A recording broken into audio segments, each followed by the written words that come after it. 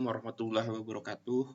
Pada kesempatan kali ini saya akan melanjutkan materi teknologi pengolahan tembakau, yaitu bagian pengolahan lebih lanjut ya setelah dilakukan proses pemanenan.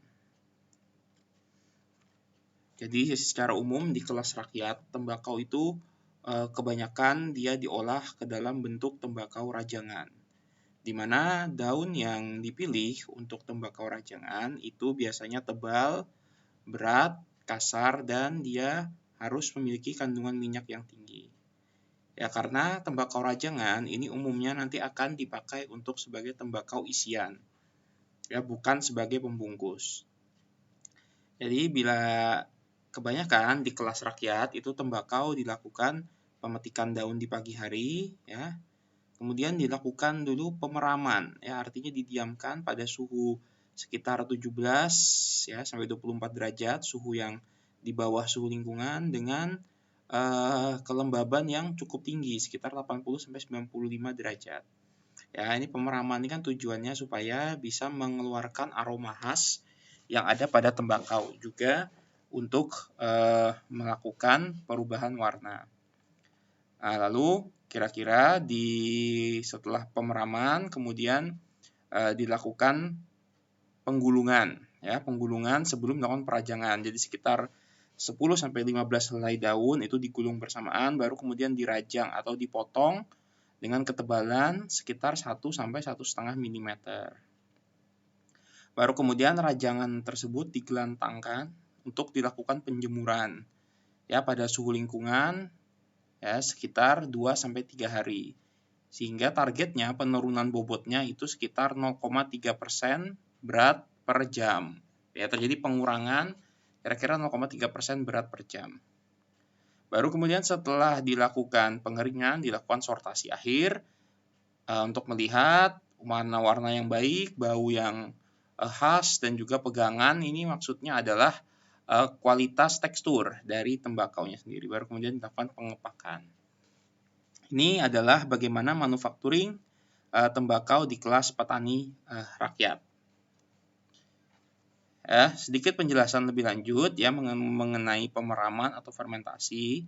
Ya, memang tujuan pemeraman itu kan dari segi fisik, yaitu untuk merubah warna, dan juga dari segi rasa, menimbulkan rasa dan aroma yang memang nanti menjadi ciri khas tembakau tersebut. Ya, dari warna sendiri itu nanti terjadi perubahan warna ya dari hijau menjadi kuning, baru kemudian dari kuning menjadi coklat, ya hingga mengeluarkan aromanya.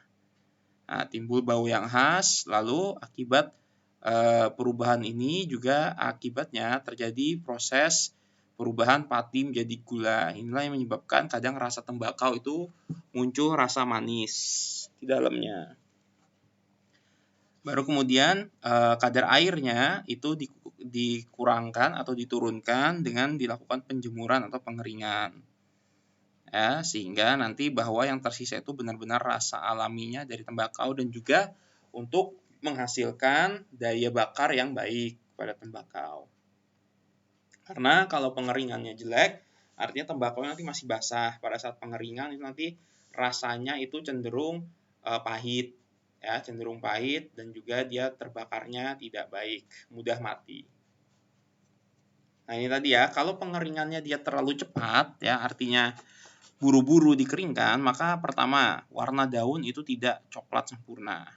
Ya, mungkin masih tetap hijau karena enzimnya dia belum mati, rasa aromanya jelek dan lebih mudah rusak karena kadar airnya masih banyak, sehingga bakteri itu masih dapat memproses daun tersebut.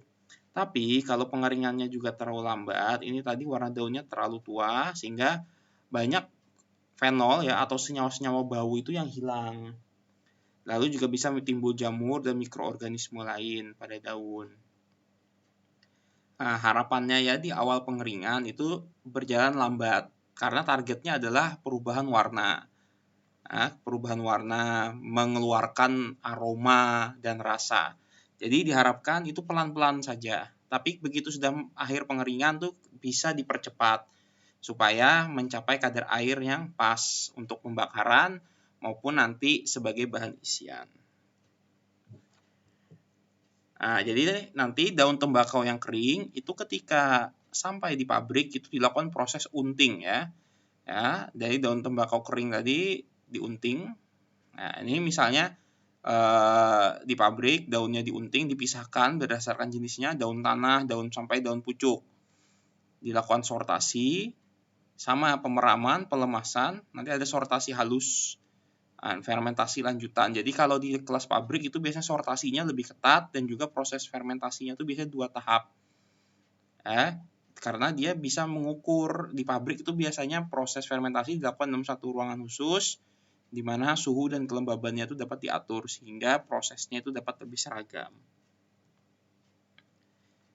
Jadi fermentasinya itu dapat seragam. Pertama meratakan warna, mendapatkan aroma, sifat bakar tadi kan. Nah, kita juga ingin menaikkan kadar abu sehingga mudah terbakar. Jadi tujuannya adalah menambah rasa dan juga meningkatkan nilai bakar. Nah, tadi ya fermentasi itu suhunya cukup baik, cukup tinggi dan kadar airnya kira-kira 20-25% nih supaya proses fermentasi dapat berjalan dengan baik. Karena kalau suhunya terlalu rendah itu kadang substratnya atau enzimnya itu tidak aktif. Sehingga proses fermentasi di mana untuk mengeluarkan rasa dan aroma dari daun itu bisa tidak berjalan. Nah, ya untuk pelemasan itu biasanya dilakukan pengikatan daun tembakau ini. Mirip seperti gelantangan seperti pertemuan sebelumnya. Nah, untuk sortasi halus ini dipilah-pilah dia berdasarkan jenis atau mutu, utuhan, kebersihan warna, dan panjang daun.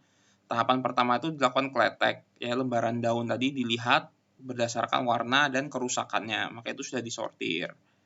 Nah, lalu juga kita lihat dari segi rasa, apakah dia gombal, halus, sedang, dan juga menurut panjangnya, sehingga nanti akan kita bisa mendapatkan jenis-jenis daun, mana daun sebagai pembungkus luar, mana pembungkus dalam, mana yang sebagai pengisi atau filler.